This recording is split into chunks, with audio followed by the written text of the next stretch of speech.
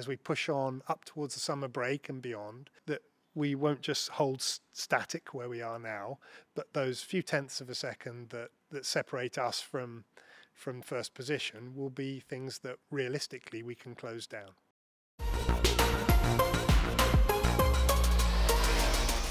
Hi, I'm Cameron and I'm here with James to answer your questions about the Hungarian Grand Prix.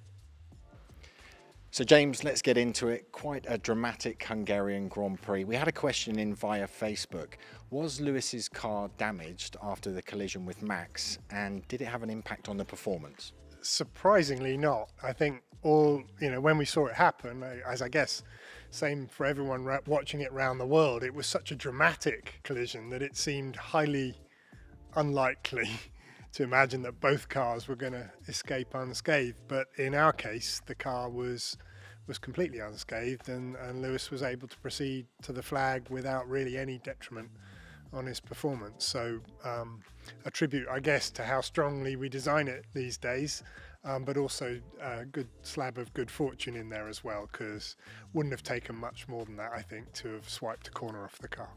Well, it was great that both cars were able to carry on without any damage or any impact on performance. How does it feel to be back sort of in the mix, fighting with Red Bull and McLaren and Ferrari? Well, it's a significant pleasure. Obviously, the beginning of the year we were not quite getting lapped, but it was 50, 60 seconds at the flag, and so there we were finishing sort of part of the race, and we're still mixing it with Max, who'd completely run away with the early part of the season. So very, very sort of good for all of our spirits to see that. We just know we've got to lift it a bit further before we can go to any track and expect to be winning on merit.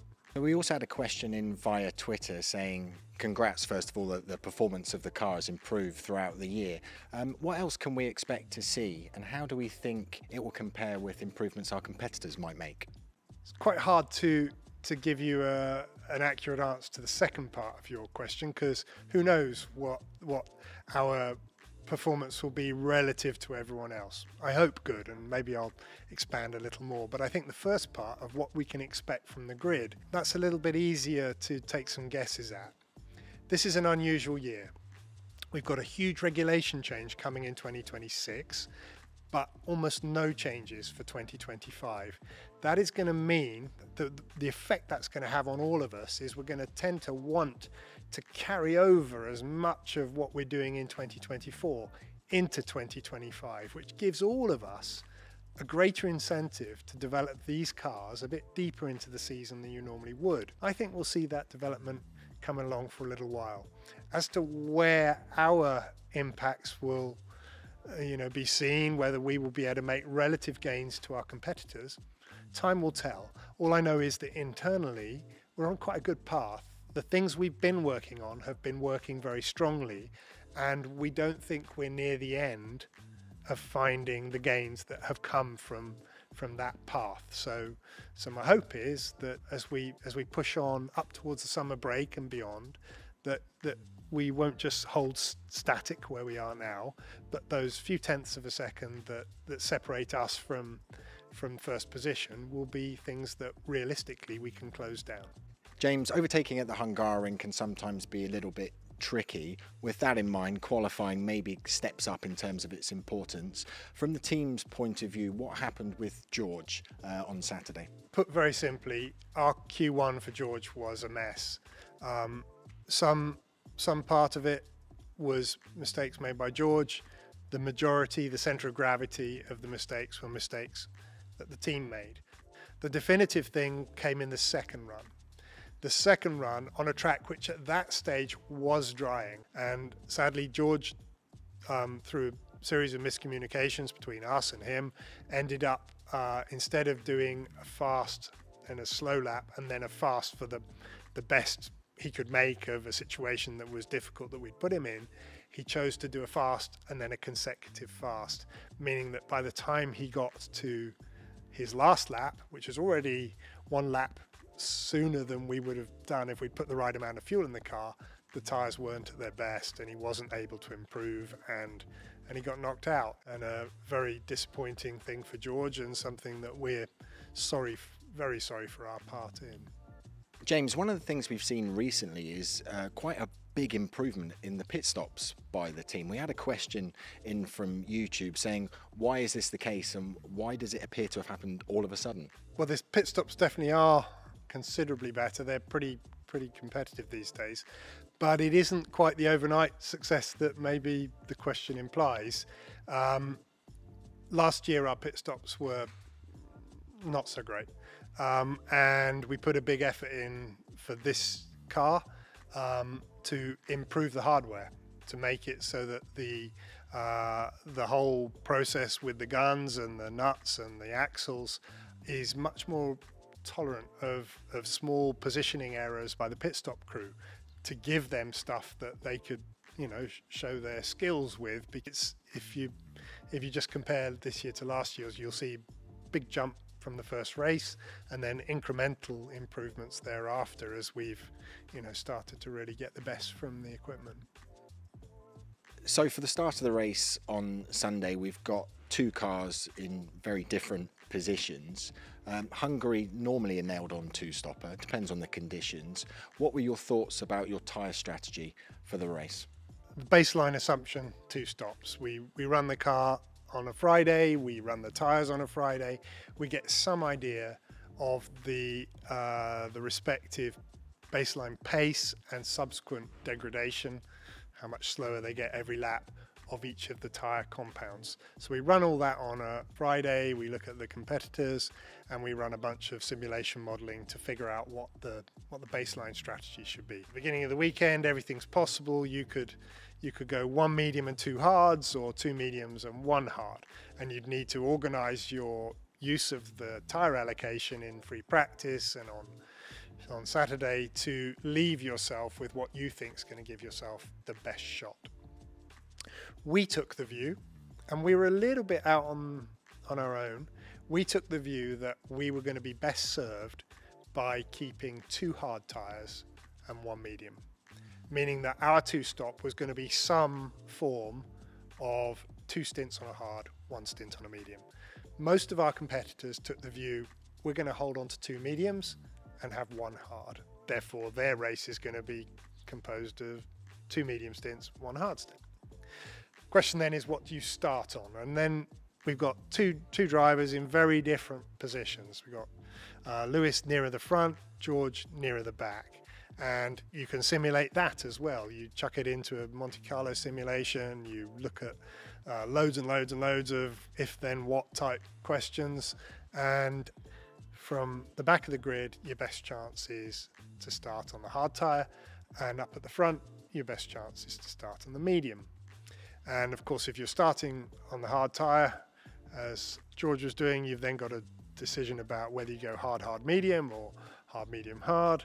And if you're starting as Lewis was on the medium tyre, you don't have a choice at that point. It's just going to go medium, hard, hard. If you know you've got two hards in the hutch ahead of you, and your competitors have got a medium and a hard, you know that you've got sort of an ability to go longer on your tyres than they have, because the hard is a bit more resilient. It just enables you to come in the pits and attempt an undercut sooner than they would wish to, because they'll be thinking, oh crikey, I've got to go to the end on that set of mediums, and it's a long way away, and I don't want to come in now because it's too far, too near, too much to go to the end of the race. Whereas if you know that your remaining tyre is a hard, it emboldens you to make that sort of, we're okay, we can come in and go to the end.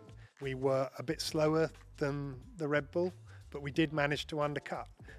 We did manage to fight deep into the race with a car that was a little slower than it, and in the end managed to finish in front of it as well because of the coming together with Lewis and with Max. So that was the thinking behind our strategy, and pretty much it worked out the way we hoped it would. James, Lewis's podium in Hungary was the 5th consecutive podium for the team, but more than that, it was Lewis's 200th podium in Formula One. What's your opinion of that achievement? Well, it's like so much of what Lewis does, it's just completely remarkable. In the stats that Lewis has put on the board it's going to take a long time before someone gets close to them. You know, that, I think you and I were chatting before this about where the next marker is. It's not sort of 198 or something like that. It's about 155 or something in that ballpark. It's Lewis has set the standard in this sport for decades, and all his achievements have been completely remarkable. I mean, there's a lot to choose from, and going back over a few years, but could you maybe pick a favourite of one of those podiums? I'll pick two, and one is a podium, one isn't. The podium I would pick, because it's uppermost in my mind, was last weekend, in Silverstone a week and a bit ago, just because that felt magical to me. Top step of the podium, brilliant performance in the race, and a very emotional thing for him and for all of us. So that one will stick in my mind a long time. The second one, though, very different, because it wasn't a podium. It was a podium he surrendered. And actually it was at Hungary in 2017. And I remember it for a whole host of different reasons, because they show, I think, a side of Lewis that is admirable, and a way of him operating that made me feel proud to be part of this team. 2017 Hungary, we were not as good as the Ferraris that day. There was Vettel and Raikkonen, who were leading the race 1 and 2, and Valtteri was third place on the road, doing his best to have get past I think Kimi at the time, and had many laps of trying, and it wasn't happening. And Lewis was just behind, and the question came out, well, might Lewis be able to get by? And Valtteri, showing the sort of fair-mindedness that characterised the whole of his time with us, was willing to let Lewis go by and have a go at the Ferrari in front, because he knew that our sort of racing rules would be that if Lewis didn't get past, then Lewis would pop back behind at some point further on in the race. So they swapped. Lewis had a good old bash himself at trying to get past Kimi. Didn't manage it, and at that point was third on the road. Valtteri fourth, but actually a reasonable number of seconds had opened up between Valtteri and Lewis by that stage, and it could easily have been argued that we should just have left it there, that Lewis should get the third place, and Valtteri, who'd fallen off the front fight, should just finish there as well. But we reminded Lewis that he needed to give the place back. He didn't question it. He didn't argue. He just completely knew that was the deal. Pulled aside, let Valtteri reclaim his position. Slotted in the very small gap. I think it was about 0.4 of a second gap between the two cars, and we crossed the line in third and fourth. So it wasn't a podium. It was a podium he surrendered, but it was a podium he surrendered with great grace. And the relationship between him and Valtteri, I think, was strengthened greatly. The trust between them was strengthened greatly by that act on that day. And it was a great day, and one I remember very, very strongly. So we've got a double header to finish this part of the season before the Formula One summer break. We had a question in via Instagram. How do you expect the car to perform in Spa? It's not exactly a run-of-the-mill circuit, Spa. Longest track on the calendar by a mile. I don't know whether literally by a mile, but it's the longest one by a good chunk. Composed of two very different challenges. There's two sectors that are very fast, low downforce, and a middle sector that's pretty responds very well to putting wings on the car. It has very, very slow corners and insanely fast corners. It's a real challenge for a car. It has very unpredictable weather, often sort of misty, drizzly, rainy weather, and sometimes burning hot. They've resurfaced it. So 2/3 of the track has got new asphalt on it, and 1/3 of it is old. And those two things, old versus new asphalt, has a very big difference on the behavior of the car. New asphalt, the tires need to be much hotter to develop the grip at their best. Old asphalt, It's much easier to overheat the tyres and they want them cooler. So it's a circuit of such extremes. Finding the magic middle ground setting that allows the car to do well over the lap as a whole is quite the challenge. However, we've been to a good range of circuits lately. We've had 5 podiums on the bounce. We'll certainly be going there with the intention of doing well. We really want to finish this half of the year before the summer break on a high, and we'll be doing our level best to try to make sure that's exactly what we do. But we're under no illusion about the strength of the opponents that we face.